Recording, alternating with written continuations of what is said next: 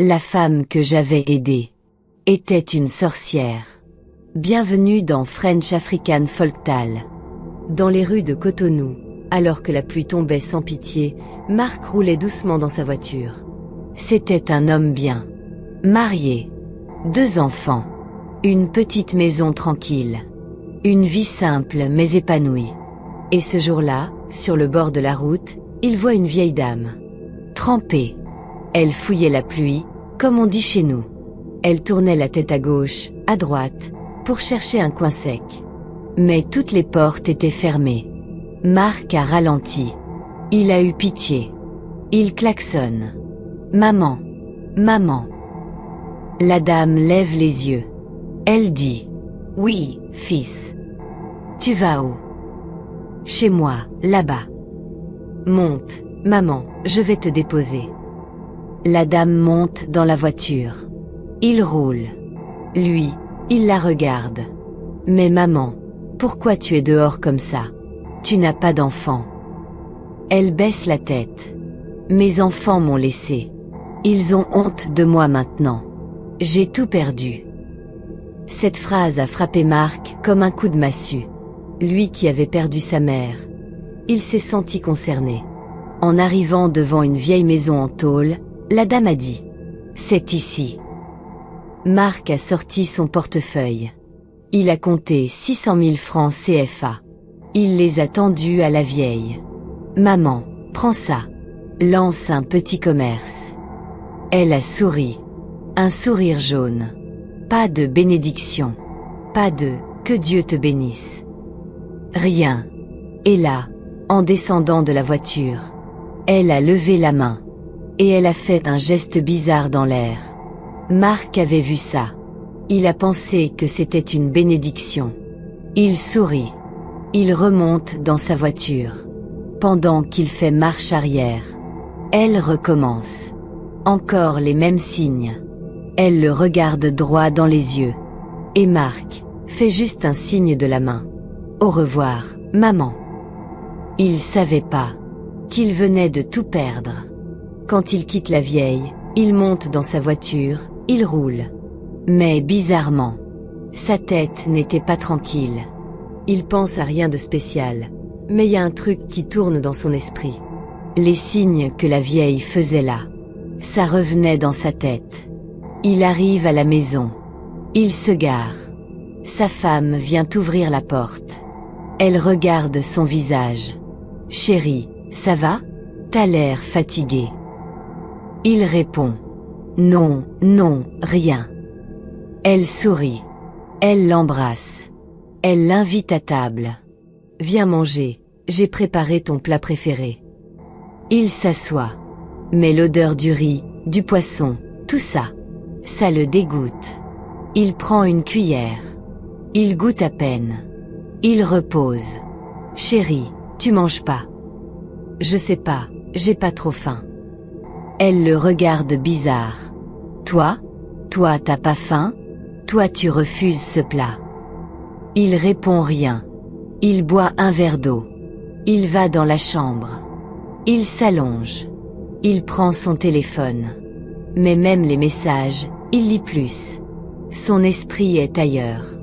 Il pense encore à cette femme. Les signes. Son regard. Son sourire bizarre. Tout tourne dans sa tête. Il éteint la lumière. Il ferme les yeux. À peine il s'endort. Il fait un rêve. Il voit la dame. Assise par terre. Elle prend l'argent qu'il lui a donné. Et elle le brûle. Elle rit. Pas un rire normal. Un rire sec. Un rire qui reste dans la tête. Elle brûle les billets. Et pendant qu'elle brûle, elle le regarde droit. Elle recommence les mêmes signes avec la main. Elle lui dit dans le rêve. « Je fais partie de toi. Dès maintenant. » Il se réveille en sursaut.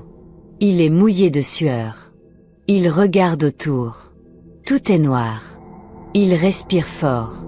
C'est quoi ça? C'est quoi ce rêve-là? Il sort du lit.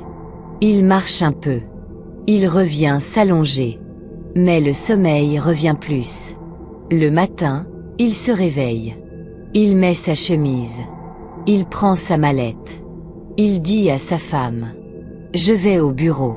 À tout à l'heure. » Mais quand il arrive, mais à peine il franchit la porte, le directeur l'appelle direct. « Monsieur, venez dans mon bureau. » Il pense que c'est une réunion. Il entre. Le directeur ferme la porte derrière lui. Il reste debout. Lui, il s'assoit. Sur la table, une enveloppe.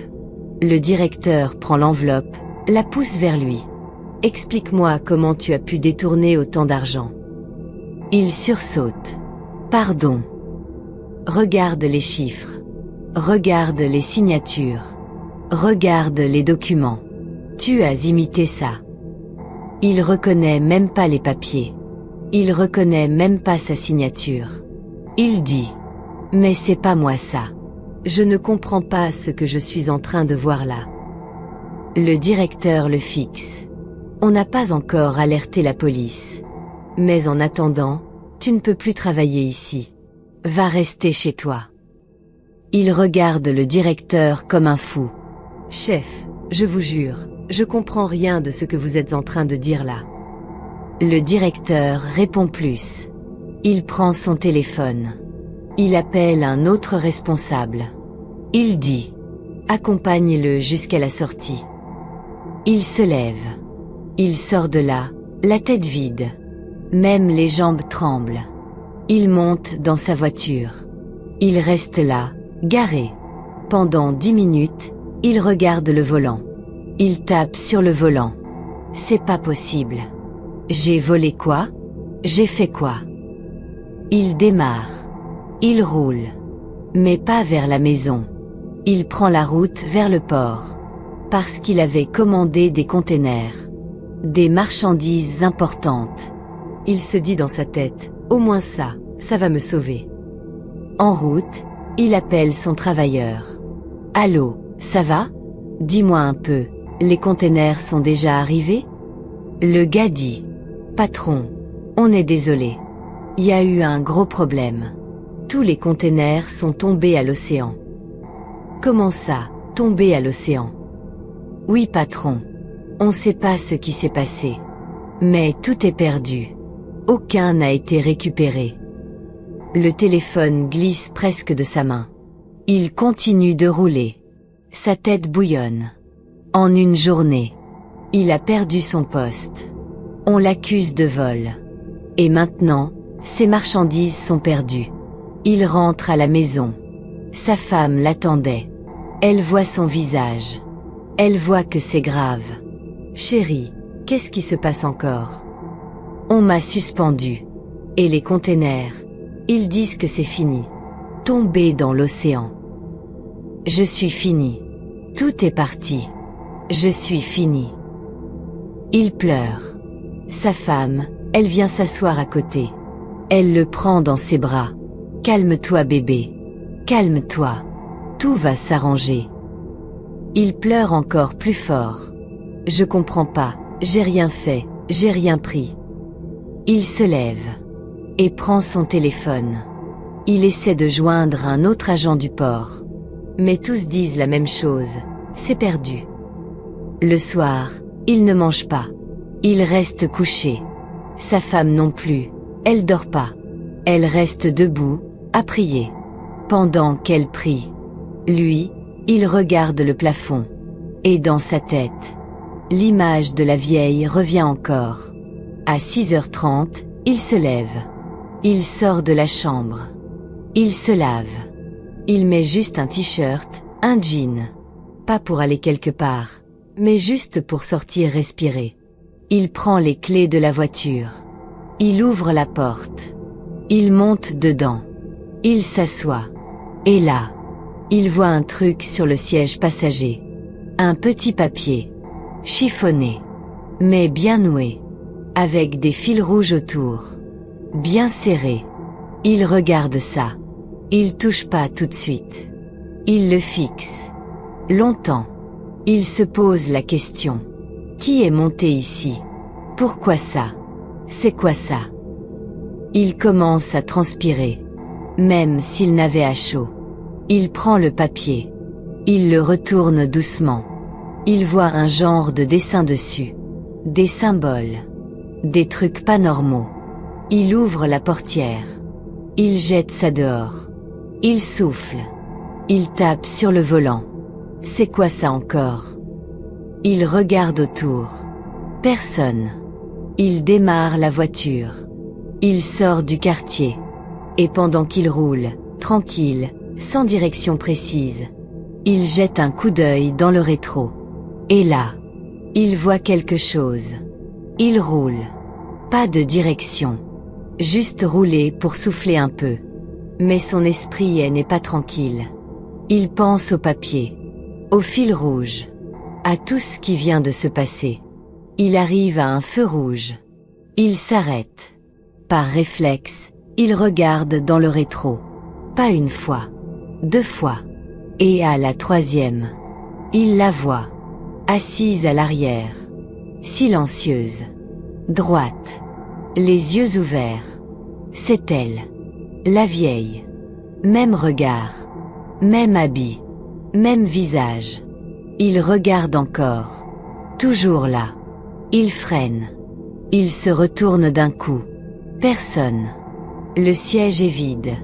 Rien. Juste son sac de documents.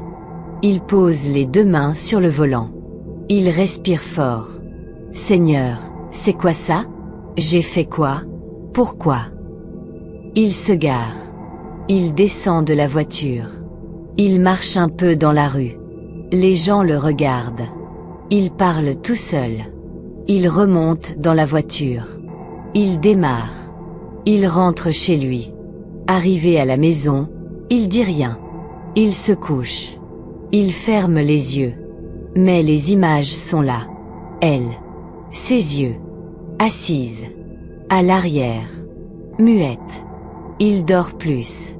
Même quand il ferme les yeux, il voit encore la vieille. Dans le rétro. Dans le rêve. Partout. Il commence à parler à sa femme. Bébé, là je crois que j'ai tout perdu. Le travail. Les marchandises. Même mon honneur. Je vais vendre les voitures. Je vais recommencer. Sa femme lui dit pas non. Elle le regarde. Si c'est ça que ton cœur te dit, vends. Il prend rendez-vous. Il appelle un gars qui gère les ventes. Il met tout. Le 4X4 noir. Le petit pick-up. Le SUV de sa femme. Il garde juste la petite Toyota des enfants pour l'école. Le gars passe. Il récupère tout. Il lui dit. Je te fais le virement en fin de journée. En fin de journée, l'argent arrive. Il retire une bonne partie en cash. Il garde dans un petit sac. Il dit à sa femme. Je pars voir une entreprise qui peut m'aider à me relancer. Elle le bénit. Il sort. Il prend la petite voiture. Il met le sac sous le siège. Il roule. Tranquille.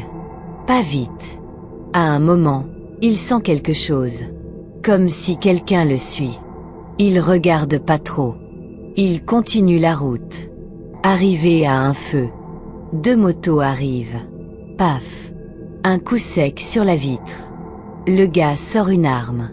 Descend. Donne tout. Il descend. Il lève les mains. Il tremble. Un autre gars ouvre la portière. Il prend le sac. Il le pousse. Ils repartent à toute vitesse. Lui, il tombe à genoux. Seigneur, j'ai vendu tout ce que j'avais. Même ça, vous avez pris. Il reste là, en pleine route. Les gens passent. Personne ne l'aide. Il rentre chez lui. En marchant.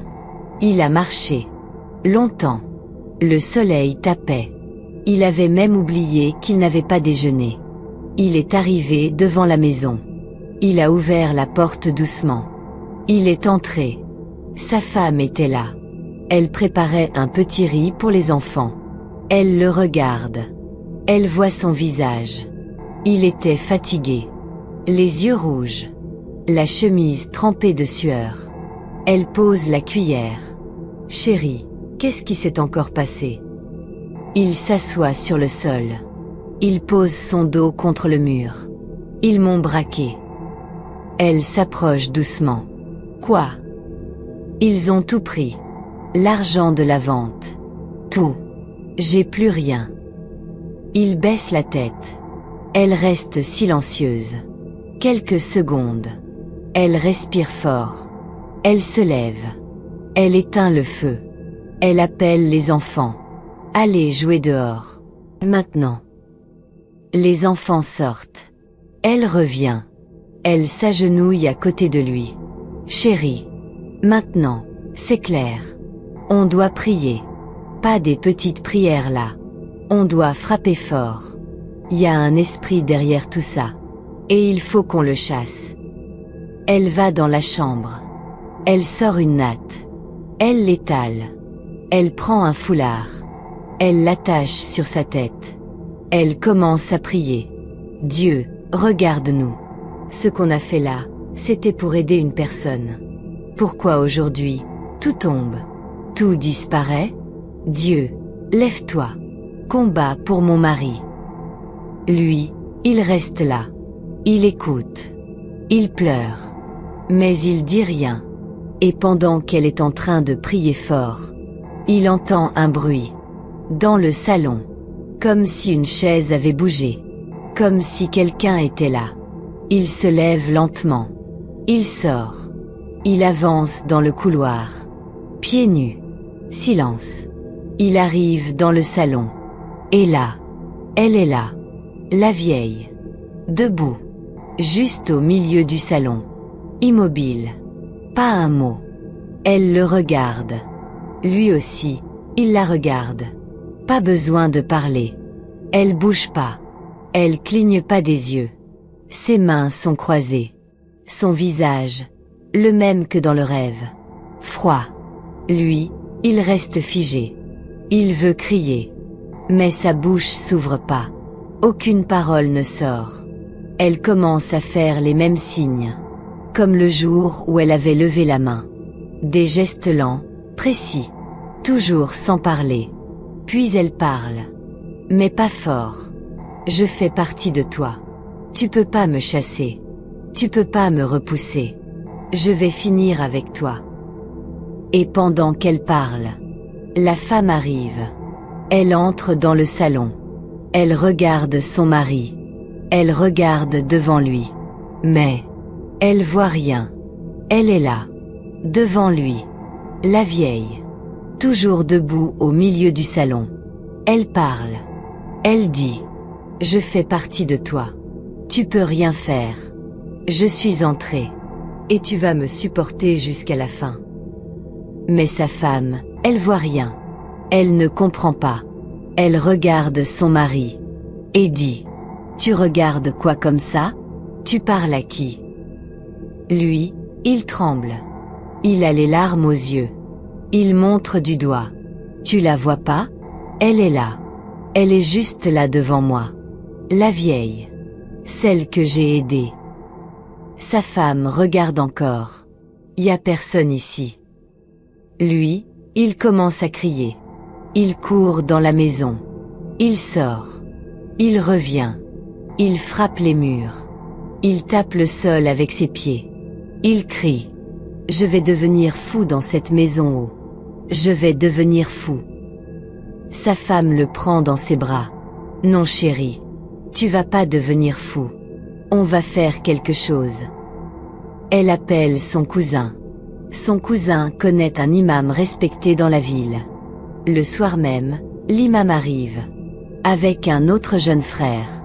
Ils entrent. Ils saluent la famille. Il s'assoit. L'homme reste debout. Il regarde partout. Il dit rien. L'imam le regarde bien. Il pose sa main sur sa tête. Il ferme les yeux. Il prie doucement. Et pendant qu'il prie, l'homme sursaute. Il tombe. Il tremble. Il respire vite. Et il dit juste une chose. Elle est là. L'imam comprend direct. Il fait signe à tout le monde de ne plus parler. Il sort son tapis. Il l'installe au milieu du salon. Il s'agenouille. Il commence à prier. Ya Allah. Ya Allah. Ya Rahman. Ya Rahim. Il enchaîne les versets. Il crie fort.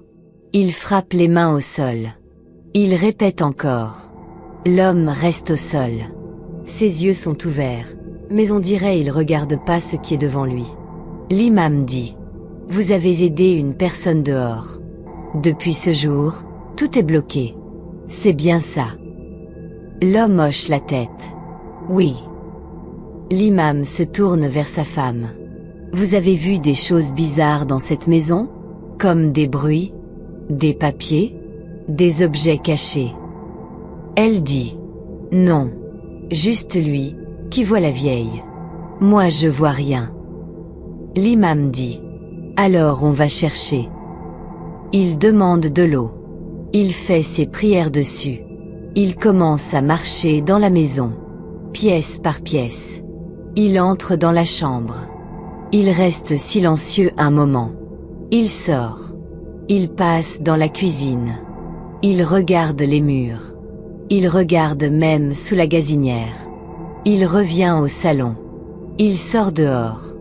Il fait le tour de la cour. Et là, il s'arrête dans un coin derrière la maison. Il appelle: venez voir ici. Tout le monde sort. Et dit: quelqu'un a mis quelque chose ici. C'est enterré là. Mais je sens que c'est là. Tout le monde sort derrière la maison. L'imam montre un petit coin. Là où la terre est un peu sèche, un peu retournée. Juste à côté d'un vieux bidon vide. C'est ici. Il demande une houe. Le cousin va chercher ça. Il commence à creuser doucement. Même pas 30 centimètres. Et là, il voit quelque chose. Un bout de tissu. Noir. Sale. Enroulé comme un petit paquet. L'imam prend un bâton. Il sort le tissu sans le toucher avec les mains. Il l'ouvre, doucement. Dedans, il y avait des trucs bizarres. Un petit bout de papier. Des signes écrits avec quelque chose de rouge. Et surtout, des cheveux. Des vrais cheveux humains. Enroulés. Attachés autour d'un nœud. L'homme voit ça. Et recule. C'est quoi ça? C'est quoi ces choses-là? L'imam dit: voilà pourquoi ta vie est bloquée. C'est ça. Quelqu'un a fait entrer ça ici pour te lier. Et c'est la femme que t'as aidée qui a mis ça ici. L'homme dit: mais, comment elle est venue jusque dans ma cour? L'imam répond: elle t'a suivi. Ton geste l'a autorisée à te suivre. Elle est venue ici. Et elle a enterré ça. Depuis ce jour, tu n'es plus seul. Il emballe le paquet dans un sac noir. Et dit: on ne garde pas ça ici. On va brûler ça ce soir. Mais pas ici. Loin. Et pendant qu'il parle, l'homme se retourne vers la maison. Et là, il la revoit. La vieille. Elle est assise, sur sa propre chaise dans le salon. Pas flou. Pas comme un rêve. Assise, bien droite, sur la chaise où lui-même il s'assoit souvent. Il crie. Elle est encore là. Elle est assise. Tout le monde court dans le salon. Mais encore une fois, personne ne voit rien. L'imam dit: faut pas paniquer. Faut juste finir ce qu'on a commencé. Il prend le sac noir avec le tissu. Il sort. Il monte dans sa voiture. Il dit au mari: monte avec moi. On va brûler ça loin d'ici. Il roule. Pendant presque 20 minutes. Ils quittent la ville. Ils arrivent dans un terrain vide, avec que du sable. L'imam descend. Il creuse un petit trou. Il sort le paquet. Il met le feu. Il arrose ça avec du liquide. Il commence à réciter des versets. Le paquet commence à prendre feu. Et pendant que ça brûle, la flamme fait un bruit. Pas normal. Comme un cri. Un son qui monte. Un hurlement. Le mari recule. Il se bouche les oreilles. Et crie. Tu entends ça? L'imam continue de prier. Il ne s'arrête pas. Et au même moment, chez eux, sa femme et les enfants, qui sont restés à la maison, entendent un gros boom dans la chambre. Ils courent. Ils ouvrent la porte. La vitre de la fenêtre est cassée. Toute seule. Le lendemain matin. Le calme. Pas de bruit dans la maison. Pas de rêve bizarre. Pas de vision. Juste, le silence. Il ouvre les yeux. Il se lève. Il regarde autour. Sa tête est légère. Pas comme les autres jours. Il s'habille doucement. Il va dans la salle de bain. Il regarde son visage dans le miroir. Et il dit: aujourd'hui là, je dois sortir. Faut que je parle avec quelqu'un. Sa femme est dans la cuisine. Elle prépare. Elle le regarde sortir. Tu vas où, bébé? Je vais voir un ancien collègue. Peut-être qu'il peut m'aider. Elle dit rien. Elle hoche juste la tête. Il sort. Il va chez un de ses anciens amis. Un ministre. Quand il arrive, son ami le regarde de haut en bas. Toi, regarde ton état. Tu es venu ici en moto? C'est toi ça. Il sourit doucement. Et dit: frère, j'ai passé une année noire. J'ai tout perdu. On m'a accusé de vol. J'ai été suspendu. On m'a braqué. J'ai même failli devenir fou. Le ministre reste choqué. Il l'écoute parler. Il voit que c'est sérieux. Tu sais quoi? Viens lundi. Je vais parler à quelqu'un. On va revoir ton dossier. Mais toi, tu peux pas finir comme ça. Il rentre chez lui. Il retrouve sa femme. Bébé, il m'a dit de revenir lundi. Peut-être que Dieu est en train d'agir. Elle sourit. Je t'avais dit. Quand Dieu commence à te restaurer, rien peut l'arrêter. Le lundi arrive. Il part au ministère. Quand il entre, on l'appelle dans un bureau. On lui dit: votre compte est débloqué. Votre suspension est annulée. Reprenez le travail. Il reste debout. Il dit: pardon, vous avez dit quoi? On a revérifié les signatures. C'était pas vous. Vous pouvez reprendre. Il marche lentement vers la sortie. Et là, son téléphone sonne. C'est un agent du port. Un gars qu'il connaît. Allô, patron. Vous avez entendu la nouvelle? Quelle nouvelle encore? On a attrapé des gars qui détournent des containers. Et, il y avait vos documents dedans. Les containers qu'on disait tomber à la mer?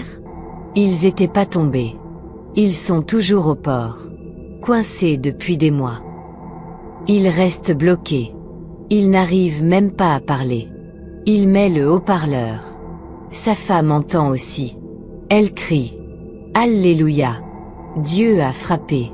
Dieu a restauré. Il raccroche. Il s'assoit sur le trottoir. Il regarde le ciel. Il ferme les yeux. Merci Seigneur. Il rentre à la maison. Mais cette fois, il regarde la maison différemment. Le soir, il dit à sa femme: demain, on déménage. Elle dit: hein? Pourquoi? Je veux pas rester ici. Cette maison, je veux pas qu'on dorme encore dedans. On va louer un autre endroit. Et celle-ci, je vais la donner. Donner? Oui. Je vais l'offrir à un orphelinat. Sa femme le regarde comme si elle entend pas bien. Tu vas donner toute la maison? Il répond: c'est en faisant le bien que j'ai attiré le mal. Mais c'est aussi par le bien que Dieu m'a restauré. Cette maison, je la donne. C'est ma façon de remercier Dieu.